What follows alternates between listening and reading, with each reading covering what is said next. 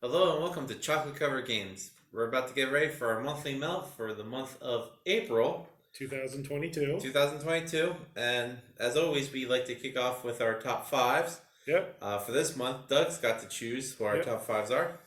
And for this month, I chose our top five card only games. So no dice, uh, no board. Now, I do have one that has a prop, See? but it doesn't, you don't need that as part of the game. So we'll let you start with your number five. Okay. My number five, I'm pretty sure is not on your list because I don't think you've ever played it. Nope. I've played it one time, well, not one time, but like once with a group a couple of times. All right. And that's Cockroach Poker. Okay. It's an incredibly fun game. Is that the one with the card on your head? No, this one you get dealt a couple cards, and on the cards they'll have like a picture of a cockroach or a rat or a bat. Then you take one of your, like one person takes one of their cards and they say, "This is a bat," and they pass it to so and so. And you can either say, "No, it's not," without looking at it, and flip it over. And if it's not, it goes back to that person. If it is, it stays with you. Or you can look at the card and say, "Okay," and then you pass it to somebody else, and you can say, "This is a bat," or you could be like, "He was lying. This is a cockroach." Okay. And then, it goes around, and then whoever gets, I think it's three of one type loses. And then whoever has like the least then wins. Okay. So it's just a bluffing game, just Alright. in general. There's 6 different types of cards, and you just keep going around saying, this is, or, they're wrong, kind Yeah. of thing. So my number 5 is Cockroach Poker. It's a very fun game. It's only cards. All right. So my number 5 is Tanto Curo. Cura. And it's set collection. Is that how you describe it?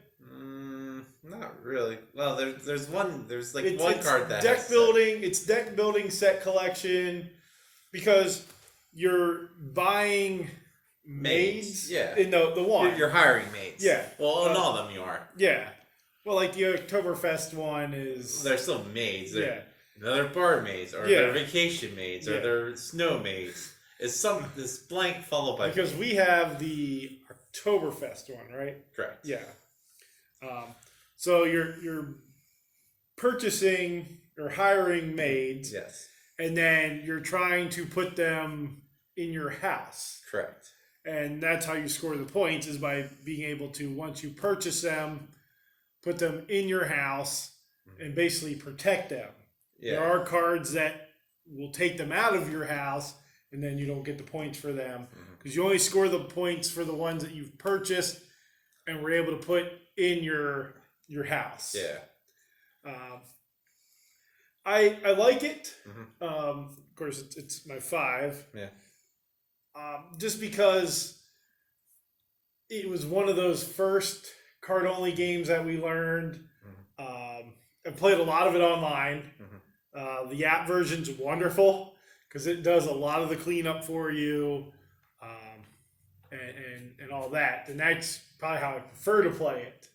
Is the online way. It's not a game for everybody just because of the artwork. If you're not a fan of that anime artwork in Japanime games is decisive on that. You either really like the artwork, you don't, because of the nature of that artwork as well. I wouldn't say it's adult themed, but No. You're thinking of a different category, which is not. well, no, but they are. Some of the ones are scantily clad, and Yeah. it's not like a game you're gonna pull out with your 6-year-old. Yeah, you could. Depends how you raise your 6-year-old. But I enjoy it, and so my number 5 is Tanto Curo. Yep. Okay, my number 4 is one of the earlier games we played. And that is Sushi Go, a set collecting game where you're just passing back and forth among however many people you're playing with. Super simple, easy to teach people. Other than that, that's the main reason it made my list. It's probably I wouldn't say it's the simplest game on my list. That's number one, but it's probably the second simplest on my list to teach. You can say, hey, it tells you on the card you need so many of these, or you need the most of this. Yeah. So my number 4 is Sushi Go. Yeah. And we haven't played Sushi Go Party. No, though I heard it is better. Yeah. But Sushi Go is a great introductory game. Mm-hmm. So that was your number 4. My number 4, I'm surprised, is not on your list. I might have erased it. I probably think I know what your number 4 is. So my number 4 is DC Deck Builder. No, that's not what I thought you were going to say. A lot of people don't like this game because there's a theme on it, but the game is themeless. Well, a lot of people don't like the Cryptozoic deck system for some reason. Yeah. For some reason, Cryptozoic gets a lot of hate. Hey, they make a lot of different deck builders, so people are buying. Yeah. So you can... well, Renegade is now picking that up. Yeah. Because Renegade came out with the Transformers and the G.I. Joe, which I need to get those because I love those IPs. Anyways, the DC Deck Builder, it's just buying cards, playing cards. Mm-hmm. Legendary would make my list as well, but there's a board. Mm-hmm. You technically don't need the board. I've never seen anybody play that game with the board. They're like, hey, I brought this game. Should we pull out the board? Nah, leave the board in there. It would be really hard to do without the board because I guess some of the cards do say in the sewers, on the bridge, things like that. So you couldn't play without it. Yeah. But DC Deck Builder, you don't need any board. I guess there are play mats out there for it probably. Yeah, they're play mats that say put your row here. And the number of expansions. Oh yeah. There's a lot of expansions, which I will get into when we do our crowdfunding segment. We have a couple of expansions. I think I have 4 in total. 2 2 big ones and a small. We have the big box, which I will get into our crowdfunding segment. Still, it's on my 5. Well, no, I'm letting the people know. It's a hint to watch our crowdfunding segment. See, I'm promoting future videos. But those little expansions, we have 1. I'd like to get some more of those because they look really cool. Mm-hmm. But again, DC Deck Builder. If you like deck building, it's a simple deck builder. Mm-hmm. If you don't like deck building, you're not gonna like it. Yeah. But I enjoy deck building. It's my favorite genre of game, mechanic of game. So my number 4, DC Deck Builder. Okay. For my number 3 favorite card only game is an abstract game, sort of. It has a theme on it. Yeah. The original one didn't have a theme. Yeah. And that is Brave Rats. Where it's just 18 cards. Both people have 1 through 9, and each card tells you a different power. Like if you play the Queen and I play the King, you would win that hand. Yeah, it's a trick taking game. Yeah, with powers. Powers, yeah, and it's the first one to take 3 tricks, unless certain other things happen. Yeah. It's a good game. You can still find it out there. Yeah, it's good for kids. It's a good introductory trick taking with powers. And also it helps kids learn how to count cards because you can see everything that's out there. Yeah. Like, they played the 4-7. Because you want kids to learn how to count cards. It's a valuable lesson.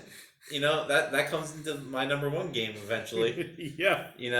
You see, they played the 4, 7, and 5, so those are off the list. Yeah. And you see what you've played, you're like, okay, so he'll most likely play this next. Yeah. For me, Brave Rats is good. Mm-hmm. For that style, though, I like Fox in the Forest. Mm-hmm. And I'm surprised Custom Heroes didn't make your list. That's all cards. Yeah. And it's in that same genre. Custom Heroes was okay. But no, I know you like Brave Rats. Plus, that Custom Heroes has that little board. Oh, yeah, you hide your stuff. Yeah. Yeah, okay. So that was my number 3, Brave Rats. Okay. So my number 3 has a prop that you don't need. Correct. Mainly because the last couple times we played it before I bought a copy. Mm-hmm. So I have a copy now and I haven't opened it. Or I've opened it, but I haven't played it. Yeah. The prop wasn't there because it was so run down. But Guillotine. Mm-hmm. Man, do I enjoy this game. And you don't need the prop Guillotine at the end of the row. It's just the end card goes away. But manipulation of the royals in that road to be put to death. I just find that really fun. I find it very thinky because you're okay. So 5 cards out, he would get that card, but I need that card because it helps scoring with this card. Is there a way I can play one of my cards to move it? But then is he going to move something that's going to mess that up? There's so much to think about in this very simple card game, really. And I just really enjoy that. I enjoy that thinkiness of it. Granted, it wasn't a great time in history. It's a grim theme. Well, for those people that were, Alive. monarchs. If you weren't a monarch, Yeah. slightly better, sort of. But still, it's not heavily themed, so you can play with kids. Yeah. They probably think it's funny that you're manipulating people around like that. But again, my number 3 is Guillotine. Okay, my number 2 is my deck building game on this list, and that is Hero Realms. I think it moved up over all the other deck builders, mainly because this one also gives you a campaign story that you can play, which is nice.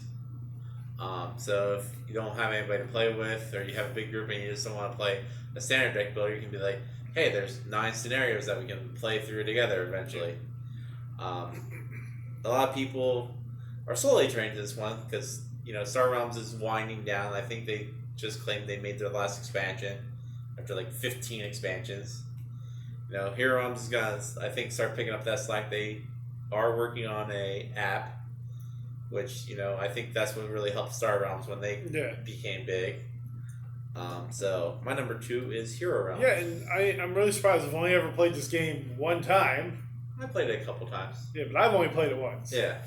As much as I like deck building, I don't know why I haven't played it more. I need to get into that. That was your number 2. My number 2 is a game from a company I am surprised you have no games on your list. Is it from Blue Orange? From Button Shy. Oh. Considering Button Shy is probably the company we own the most of. A lot of props in their games. There's not. Full wagon for Circle the Wagon. Yeah, you have to go out and buy a Conestoga wagon. Full graveyard for what is it called? Skull Dust, Sakal. That last one we almost made my list here because I enjoyed that. But my number 2 is solo player game, and it's Sprawlopolis. Great game. Probably the best game Button Shy has made. And they have some other good ones. Circle the Wagons, Tussie Mussy. Oh, what's that game with the desert road trip? Death Valley. Death Valley, I thought it would have been on your list. Arcane Bakery Clash you love. The The wrestling one you love. That it could have been good. The rules were bad for that one, but Mint Julep. Which we got fine. It's in your car. I haven't seen it. Wire Otter. Yeah, Wire. But Button Shy is, some of the games you do need coins or something to keep score or whatever. But Sprawlopolis, solo player only. And the way that they made this game where scoring conditions are on the back of the cards and they change each game, and you're building roads or trying to get different types of city next to each other. And man, it is a very thinky, puzzly game. And the times I've sat down to play it, I've sat down and played it 5, 6, 7 times in a row. Because once I start playing it, I just got to keep playing it. I got to play the other one, Agropolis. Because we got that and I haven't played it yet. And then did we get the thing that you can combine the two? We have Combopolis. Yeah. We have currently all of their expansions, and they just announced another expansion. Okay. That I got an email through the Kickstarter since I backed one of their things. And if you haven't tried any Button Shy games, give them a try. They're a lot of fun for only being 18 cards. Yep. Except that last one we played. 18. A lot of their card games that they put out now, they're like, there's 12 expansions. I'm like, well, that bumps up to like 35 cards. Yeah, that last one we played, there was 6 expansions, 7 expansions. 1, 2. We played it 7 times. I looked. Yeah. So there had to be at least 6 6 expansions, other than the 7th, because there was a solo one that I didn't play. And that was Skulls of Delic or something like that. Tussie Muss, yeah. A bunch of their games now have a bunch of... Yeah. That's why I believe Button Shy should have a secondary company like a lot of board games do, and do 52 cards. Yeah. Do a tuck box. Or like the one game, I guess, coming in your what you call it, crowdfunding. Have a billion cards? No, with the wallet, go, because they're basically bifold wallets, do a trifold wallet. Yeah. And you can add 9 more cards. Yeah. Or, the checkbook wallet, and you could add, 18 more cards. Well, you get the wallets that you see that they advertise at like 11 at night, the ones that like hide your information in a clip, and has like 5 little slots. Yeah. Do you want those? So anyways, my number 2, Sprawlopolis. And my number 1 on my list is probably the oldest game on my list. Probably because... by a huge margin. My number 1's not that old. Yeah. And that is Hearts. It's just a deck of cards. Yeah. It's my number 1. I think it made my top 5 this past year on my top 100 list. And that's just because it's the game I probably played most of my life. And, I still play it on my phone when I get the chance to. But, this is another game that's great to learning how to count cards. Yep, all about counting cards. No, I'm just saying, you sit down. I'm guessing you want to start like a counting card team and, go to Vegas? Well, no, I'm just saying if that's like a skill that you want to have for some reason, you can learn this on the side. You're like, okay, I know what they've played the last round and this round, and everything starts whittling down. No, I mean, you don't know what everybody has, but the options are out there. But yeah, Hearts, simple game. No, I've played this one a lot, and mainly app or on the computer. Mm-hmm. Very rarely have I ever played this like in person with 3 other people. Because you need 4. You can't play it at 2. Well, there was a board game on BGG like Hearts for 2 or something like that. But and I guess you could just deal out all the cards to 2 people. Yeah, I think because on my phone it keeps track of my stats. I think I'm at something like 1,200 games on the app, like full games. I still don't think that beats how many I've played in person yet. No, see, I maybe in person, I'm maybe a handful. Oh no, for a good 6 years straight, I played Hearts every morning. So with a bunch of people. In school, we played blackjack. Yeah. We created a hockey league using blackjack. Now I have started playing the game Sevens more now, which is another really old parlor game, but Hearts still takes it for me. You need to get into poker and start winning us money. I don't know how to count cards. So that was your number 1. Yep. My number 1. Again, we'll lead into our crowdfunding later. My number 1 is Birds of a Feather. Okay. It is a set collection game because I guess it's set collection because you're trying to collect the different types of birds that you see. You're collecting regions, like the mountains. But you have to collect a different type of bird in each region. Yeah. So it's set collecting. But this was one of the first 5 games that we played in the hobby. Yeah. When we came back, like into the hobby, because the first one we played was Castle Panic. And did we play anything else that first day? The Duke. No. Yeah. Not at the game table at Second Charles. We played Castle Panic. I think that's what we played there. We played we also played what's the one where somebody's the Sheriff of Nottingham? Yes. Okay, so those were the first 2 games we played. And then the next time we went, we played the Duke, Birds of a Feather, and Yarrow. Yep. So this was like the 4th game we played getting back into the hobby. I fell in love with it, even though it's for 4 players. You can play it at 2. It's The other 2 players are random. Yeah, they're dummy players. And watch our crowdfunding video for this month. I'll drop hints too. But it's a great game. It's good for 4 people. Very easy to learn. There is some strategy. And overall, I just really enjoy that game. That's what makes it my number 1. Mm-hmm. So that is our 5s for April of 2022. Let us know what your favorite games are that use cards only. Yep. In the comments. Make sure to hit the thumbs up button. Yep. Subscribe. Like, share, ring the bell, whatever else there is. Follow us on Instagram. I don't know if Tim's been posting anything there. Yeah, whenever we play something. Okay. So not very often.